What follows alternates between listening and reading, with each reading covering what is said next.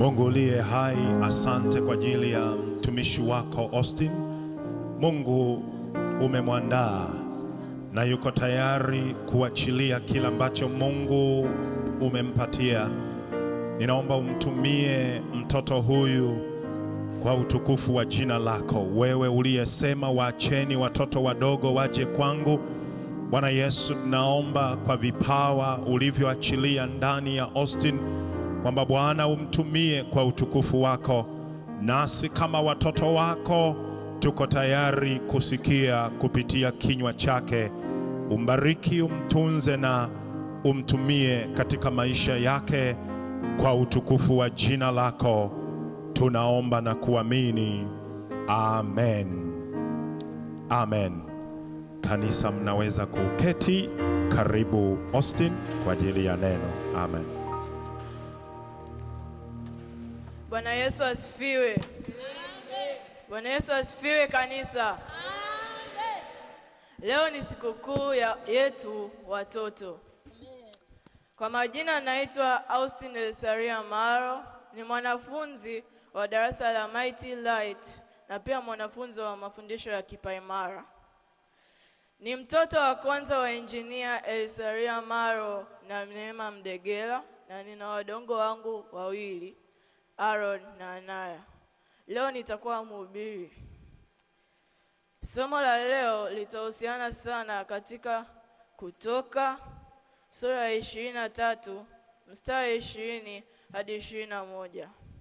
Kutoka sura ya 23 mstari 20 hadi 21. Nitasoma kwa msaada wa Bwana. Tazama, mimi namtuma malaika aende mbele yako, ili akulinde njiani na kukupeleka mpaka mahali pale nilipokutengenezea. Jitunzeni mbele yake, muisikize sauti yake, wala msimtie kasirani, maana hata wasamehe makosa yenu, kwa kuwa jina langu limo ndani yake. Mstari niliosoma unatokana na Mungu kumtuma malaika awalinde wana wa Israeli waliokuwa wanatoka kutoka utumwani kule Misri kwenda Kanaani. Kichwa cha somo leo litakuwa kuahidiwa ushindi juu ya Kanaani. Kuahidiwa ushindi juu ya Kanaani. Habari tuliyoisoma ni mtiririko wa maelezo ya Mungu kwa Musa juu ya maisha ya wana wa Israeli. Ukiangalia katika mlango wa 23 inaelezea juu ya mambo yafuatayo.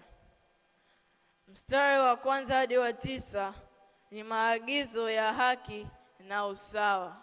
Maagizo ya haki na usawa.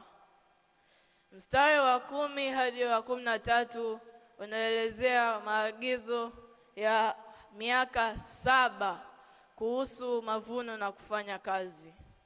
Maagizo ya miaka 7 kuhusu mavuno na kufanya kazi. Mstari wa 14 hadi wa 19 inazungumzia kuhusu sikukuu 3 kubwa. Sikukuu 3 kubwa. Na mstari wa 20 hadi 33 inahusu ahadi na maagizo. Ahadi na maagizo.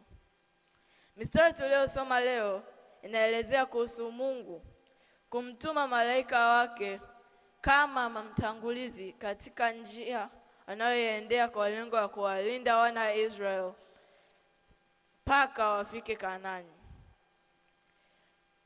Safari yao ilikuwa ndefu na ilikuwa na makwazo mengi.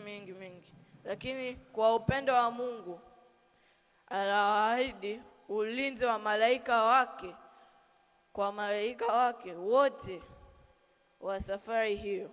Lakini pia anatoa angalizo katika mstari wa 21 kuwa wajitunze na zaidi wajisikilize sauti yake yule malaika, kwa sababu wasipomsikiliza yule malaika hata wasamehe makosa yao, kwa sababu jina la Bwana Mungu wetu lipo ndani yake yule malaika.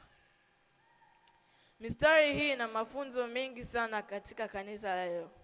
lakini mimi nimeainisha katika marika mawili. Rika la kwanza linahusu watoto, sisi wenye sikukuu letu leo, na rika la pili ni watu wazima, yaani wanafunzi, wazazi na walezi. Nitaanza na watoto. Kupitia mistari tuliyosoma, tunajifunza kwamba Mungu anatupenda sana watoto. Anatupenda kwa sababu ametuweka chini ya wazazi na walezi ambao ni waangalizi wetu katika safari yetu hapa duniani.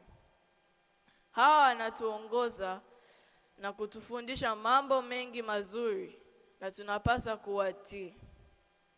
Mafanikio yetu na ushindi wetu katika malezi na makuzi yanachangiwa kwa asilimia kubwa na mafunzo na maelekezo ya wazazi na malezi wetu. Ninawafananisha wazazi na walezi katika nafasi ya malaika aliyetumwa na Mungu au aliyepewa wajibu wa kuwalinda wana wa Israeli kutoka utumwani kule Misri hadi Kanaani. Lakini tunajifunza ya kuwa Mungu anatupenda sana watoto.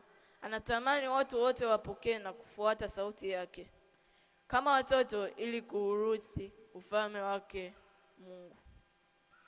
Luka mlango wa 18 mstari wa 17 unasema, Amin, nawaambia, mtu yeyote asiyepokea ufalme wa Mungu kama mtoto mdogo hauingii kamwe. Ni wajibu wetu kuwatii na kuwasikiliza wazazi na walezi wetu wakati wote, kuweza kuishi matendo mema na kufanikiwa katika maisha yetu. Tunapaswa kuwatii wazazi na walezi wetu.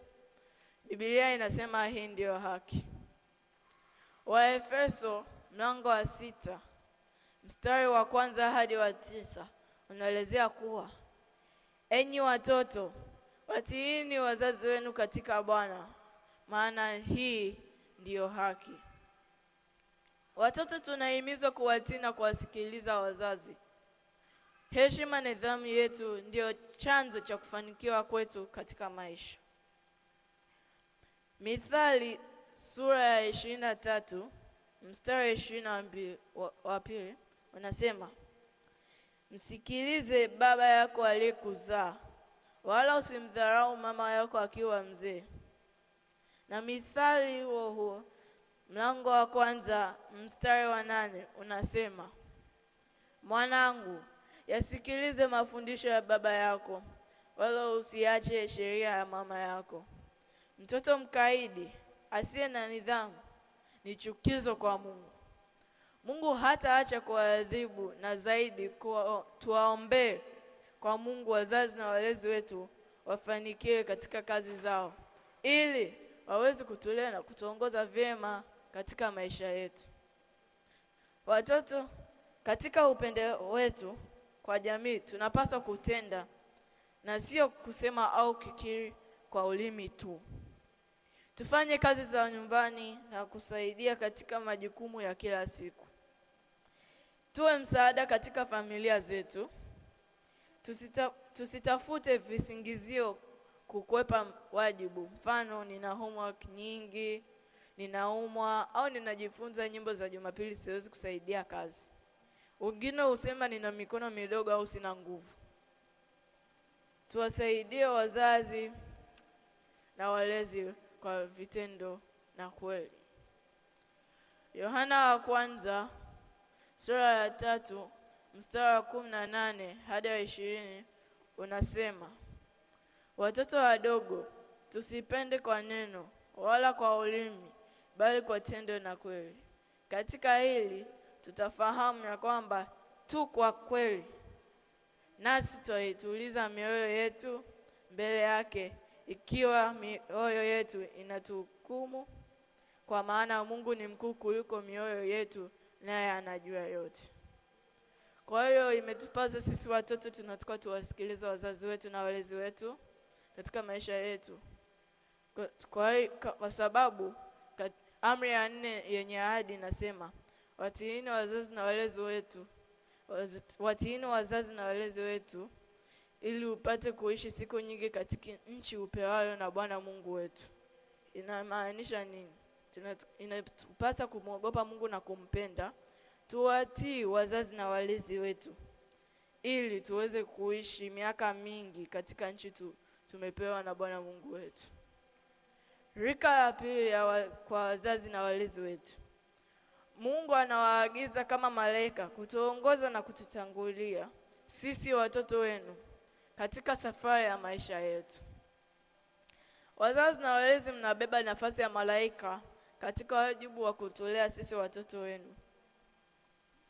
Neno linasema kuwa watoto tunapaswa kuwasikiliza sababu jina la Mungu lipo ndani yenu. Ni wazi sisi watoto hatuwezi kufuata jina na njia na kufanikiwa katika masomo na malezi yetu pasipo mwongozo mzuri kutoka kwa wazazi na walezi. Ndio maana kuna msemo unasema mtoto mleavyo ndivyo akuavyo. Ni wajibu wetu kutuongoza na kututangulia katika njia inavyotupasa ambayo haitatuacha hata tutakapokuwa wazee. Mithali mlango wa 22 mstari wa 6 unasema, mlee mtoto katika njia ipasavyo, naye hatatuacha hata atakapokuwa mzee. Malezi bora ya mtoto ni msingi wa jamii yenye hofu ya Mungu na kizazi bora. Katika dunia hii yenye utandawazi, ni budi wazazi na walezi wetu kuwa karibu sana na sisi watoto. Ni rahisi sana kuangalia kupitia mitandao taarifa na habari mbaya kuliko habari nzuri. Malezi ni pamoja na kutuadhibu pale tunapokosea.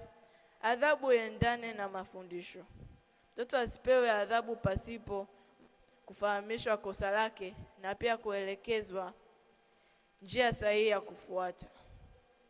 Tunapata shida sana tunapoadhibiwa pasipo kufahamishwa kosa na zaidi kuelekezwa njia sahihi ya kufuata. Watoto, tusiogope wazazi wanapotuadhibu wala kuwachukia, maana neno la Mungu linasema usinyime mtoto mapigo. Katika Mithali sura ya 23 mstari wa 13 unasema, usimnyime mtoto wako mapigo, maana ukimpiga kwa fimbo hata kufa. Na Mithali sura ya 19 mstari wa 18 unasema, mrudi mwanao kwa maana liko tumaini, wala usiikaze nafsi yako kwa kuangamia kwake. Tunatambua majukumu na shughuli nyingi za kila siku kwa wazazi na walezi wetu, lakini kama neno linavyosema, mna wajibu wa kutuongoza na kututangulia katika safari yetu ya maisha ili tuwe kizazi bora na chenye hofu ya Mungu katika jamii. Mtujenge utaratibu wa kusifu, kuabudu na zaidi kusoma neno la Mungu. Katika zamu ya kuendesha masomo ya jioni, na sisi watoto tushirikishwe na kupangiwa zamu ya kuongoza ibada nyumbani. Uongozi wa kanisa. Ili kuendelea kutujengea watoto wenu kiibani, ni budi kutupatia nafasi na kusimama na kuhubiri katika ibada mara kwa mara na sio nyakati za sikukuu zetu tu. Hii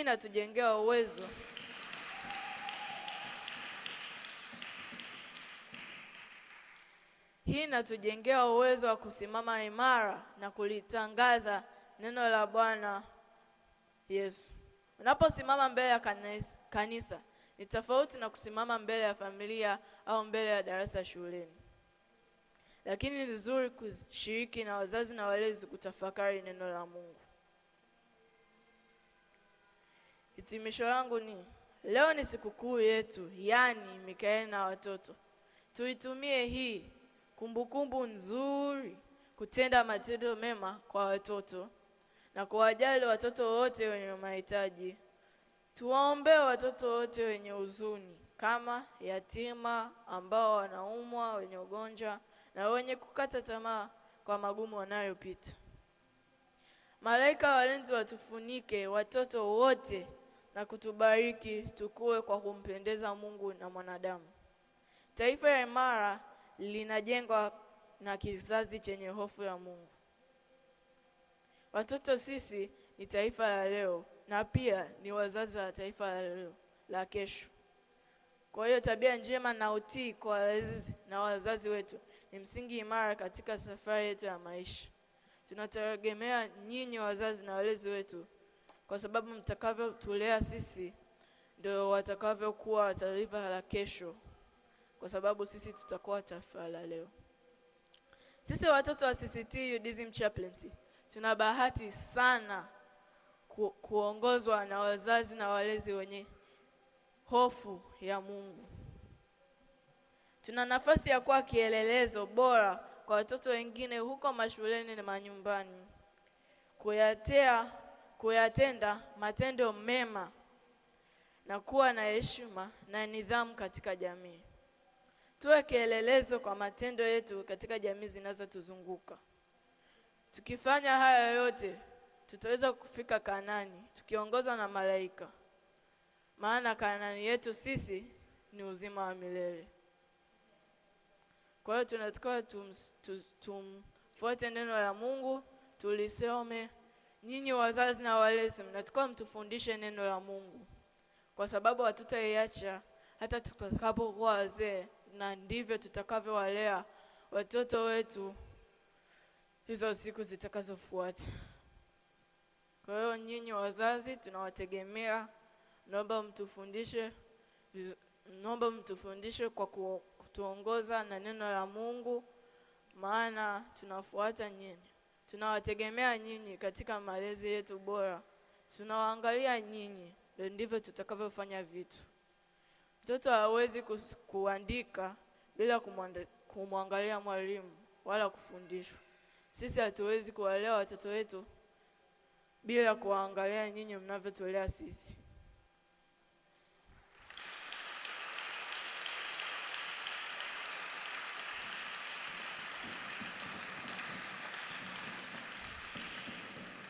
Kwa hiyo ninyi wazazi na walezi, nawaomba mtulee katika njia ipasavyo, kwa sababu hatutaiacha hata tutakapokuwa wazee. Naomba tuombe. Mungu Mwenyezi, Baba wa mbinguni, tunashukuru sana kwa siku ya leo tunapoadhimisha sikukuu ya Mikaeli na watoto. Ujumbe wa neno lako la uzima ambalo umelipitisha katikati yetu, tunakuomba lifanyike pumzi ya uzima na chakula cha mioyo yetu. Uwabariki wazazi na walezi na sisi watoto katika safari ya maisha yetu, tukawe taifa jema lenye hofu ya Mungu. Utuongoze mashuleni, makazini na kubariki matunda ya juhudi yetu. Amina. Asante.